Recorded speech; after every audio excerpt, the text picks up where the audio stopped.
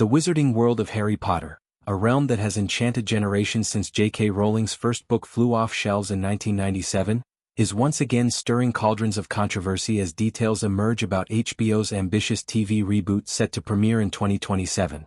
Fans, whose loyalty spans from midnight book launches to sold-out theme park wand wavings, are up in arms over reports that the streaming giant is auditioning both men and women for the sinister role of Lord Voldemort, the pale, serpentine Dark Lord whose name alone sends shivers through Hogwarts halls. This potential gender swap in casting, whispered through insider accounts on platforms like X, formerly Twitter, has ignited a firestorm of backlash, with detractors decrying it as a woke desecration of canon, while a vocal minority cheers the bold reinvention. As filming kicks off under the watchful eye of showrunner Francesca Gardiner, the debate underscores the eternal tug-of-war between fidelity to source material and the evolving demands of modern storytelling.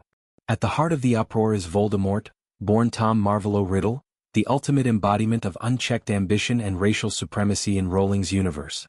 In the blockbuster films from 2001 to 2011, Ralph Fiennes delivered a chilling portrayal, his elongated face and hissing cadence capturing the character's otherworldly menace from Harry Potter and the Goblet of Fire onward. Earlier glimpses featured Richard Bremmer as the spectral wraith in Philosopher's Stone, and various young actors, Christian Coulson, Hero Fiennes Tiffin, Frank Delane, as the Riddle incarnation, each layering nuance onto the orphan-turned-tyrant's psyche. HBO's series, envisioned as a faithful yet expansive adaptation spanning all 7 books across multiple seasons, has already locked in young talents like 11-year-old Dominic McLaughlin as Harry Potter, Alastair Stout as Ron Weasley, and Arabella Stanton as Hermione Granger. Heavyweights John Lithgow, 79, as the twinkly-eyed Albus Dumbledore, Janet McTeer, 64, as the stern Minerva McGonagall, Papa Isidore, 35, as the brooding Severus Snape, and Nick Frost, 53, as the gentle giant Hagrid round out a cast blending reverence with refresh. Yet, the Voldemort void looms largest, and the prospect of a female lead, dubbed Lady Voldemort in jest, has fractured the fandom like a poorly mended wand. The revelation broke via entertainment insider Daniel RPK's X account, which boldly stated, "They're auditioning both men and women for Voldemort, so it's possible we could see a female Voldemort in the Harry Potter series." This inclusive approach, aimed at broadening appeal in a post-#MeToo landscape, has elicited a torrent of fury. On Instagram and X, fans vented with unfiltered ire. "If that happens, that series is dead before it even starts. No one is watching that woke BA," one declared, invoking J.K. Rowling's own legal battles over transgender issues as ammunition for cries to sue them for all they are worth for ruining the franchise. Another quipped, "Lord." The clue is in the name FFS, highlighting the character's patriarchal title, while exasperated posts piled on with "Give me strength" and sarcastic emojis. The sentiment echoes broader cultural skirmishes, where adaptations like Amazon's The Rings of Power faced similar flack for diverse casting, positioning HBO's choice as another battleground in the get woke, go broke narrative. For purists, Voldemort's essence, rooted in eugenics-inspired pureblood ideology and phallic wand symbolism, feels inextricably male, making a gender flip akin to recasting Dumbledore as a house elf. Intriguing on paper, incendiary in practice. Yet, not all reactions brew in Outrage's potion. A contingent of supporters revels in the subversion, with one ex-user cackling, "Haha, love to see it. I can only imagine the tears and outrage," and another shrugging, "Don't mind."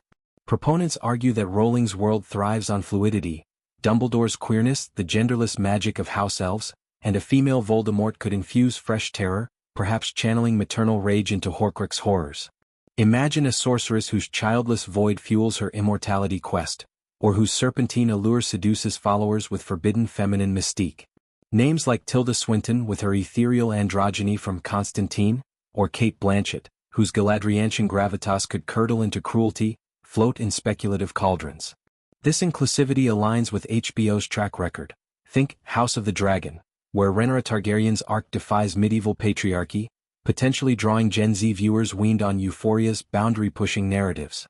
As the series films in Leaves Den Studios, where the originals birthed, such a twist could honor the book's themes of prejudice while challenging them, asking, what if the Dark Lord's darkness transcended gender? The reboot's genesis traces to Warner Bros. Discovery's 2023 greenlight, a $200 million gamble to revive the franchise amid Rowling's polarizing headlines and the film's enduring box office behemoth status, over $7.7 billion worldwide.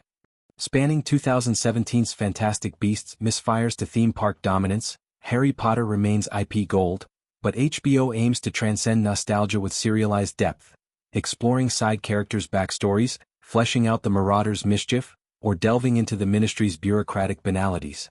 Casting announcements have been a mixed wand wave, praise for Acidu's Snape, evoking Alan Rickman's Velvet Venom, alongside grumbles over Frost's Hagrid lacking Robbie Coltrane's bearish warmth. Voldemort's ambiguity heightens the stakes. Fiennes' performance was Oscar caliber, his Avada Kedavra, a linguistic lash that scarred psyches. A female iteration risks alienating boomers who grew up with the books, yet could galvanize millennials and zoomers craving representation, much as The Little Mermaid's Ariel recast sparked and survived Tempests. Rowling's shadow looms large, her involvement as executive producer ensuring some canonical guardrails, though her views on gender have alienated segments of the fanbase. Recent nods, like Warwick Davis reprising Professor Flitwick for Back to Hogwarts celebrations, signal continuity, Davis's squeaky charm a bridge from films to future. Yet, the Voldemort rumor tests that bridge, forcing fans to confront adaptation's alchemy, fidelity versus evolution. Outrage, while loud, may amplify buzz. Harry Potter's searches spiked 40% post-announcement, per Google Trends. As auditions unfold, whispers of Mads Mikkelsen or Anya Taylor-Joy in the mix. The real magic lies in dialogue. Will HBO's Voldemort hiss with tradition or roar with reinvention?